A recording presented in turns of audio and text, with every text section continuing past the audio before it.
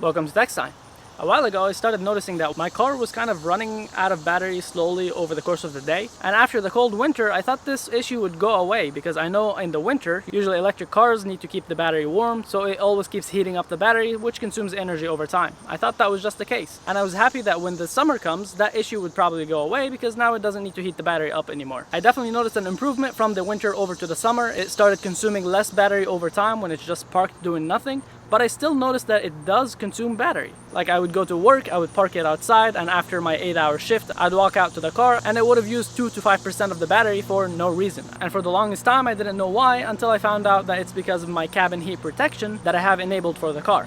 Which basically means that when the interior of the car hits 100 degrees, the car will automatically turn on the AC to cool it down. That's a pretty good option to have because it would keep the car's interior from getting damaged from extreme heat.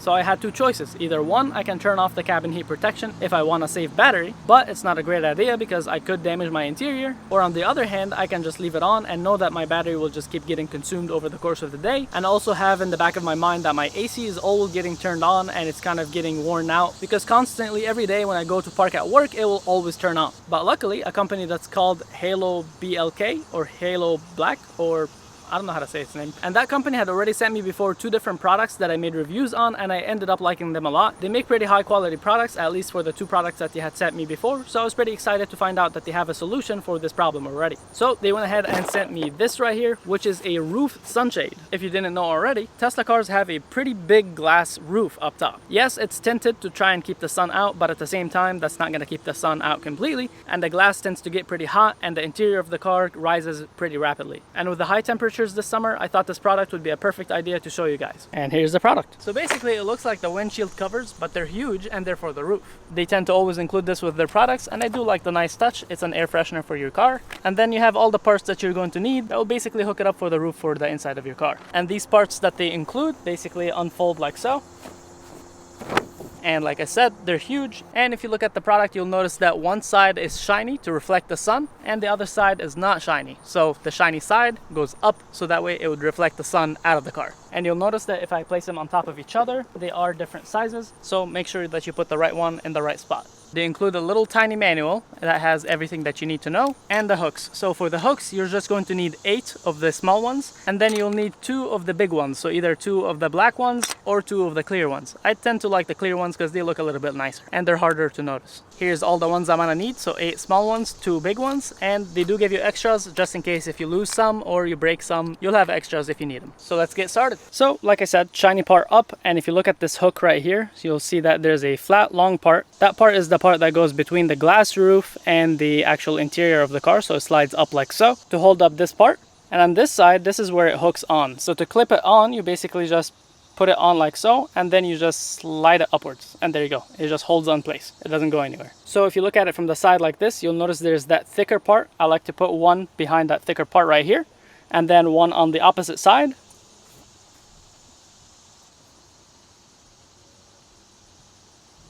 Like so. So now you have one on each side, and then the last 2 will go on the front. So I like to put one at about here, and then the other one would go about here.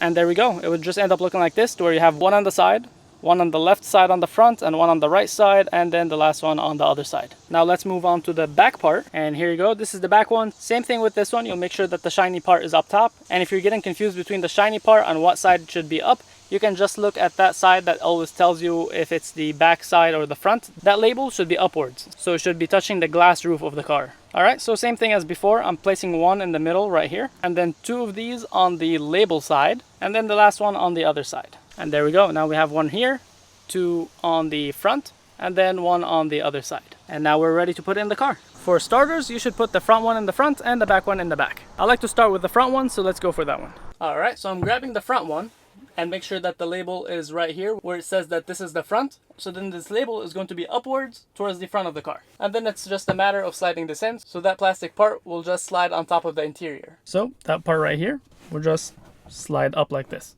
So when you have all of these up on top of the interior, they're all just going to hold in place and it won't go down. So I like to put the sides first, and then we slide it to the front. So this side is in, and then this side is in, and then I'm gonna just push it from the back to the front.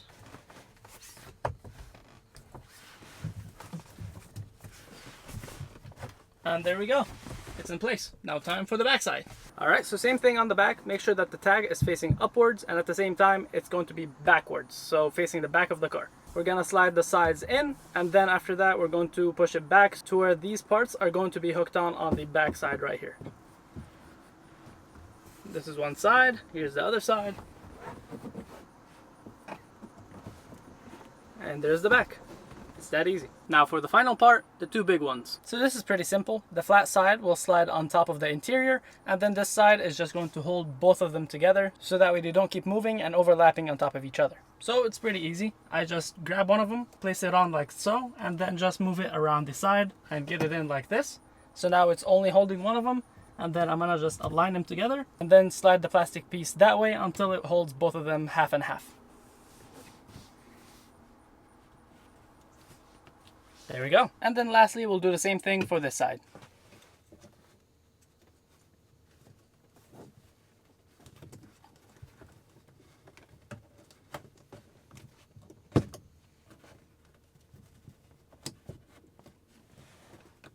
And just like that, we're all done. So now it just looks like this. Still looks pretty clean. It matches the same color of the interior of the car, and at the same time the heat in the car won't go up as fast, and when the AC kicks back on to bring the temperature down, it won't come back up as fast as it would when it doesn't have that. And if you're wondering, no, you cannot see it from the outside of the car because the black glass up top is pretty tinted, so you can't see through it. I've actually been using these for a couple of months now, and I made sure to use them for a while just so I could give you my honest opinion, and I actually do feel like they make a big difference. Most of the time when I get into the car, it doesn't feel as scalding hot as it used to be, and the AC doesn't kick on as often as it used to as well. So the battery usage is also lower than what it used to be. Now, is this going to actually solve the problem? No, most definitely not, because you can't beat the sun. The sun is going to overheat it no matter what. However, it does help a lot because it's another layer to keep the sun out of the car, so the temperature inside of the car takes longer to hit that 100 degrees before the AC kicks on, and when the AC does kick on and brings the temperature back down, it takes longer for that temperature to go back up to 100 degrees, so the AC wouldn't need to turn on as often as it used to be without those in the car. So for a cheap product like this, I would definitely suggest it because that's less wear and tear on your car's AC because it doesn't need to turn on as often. It's another layer of protection for your interior so that the temperature wouldn't go up and down as often as it used to, so the interior would last longer.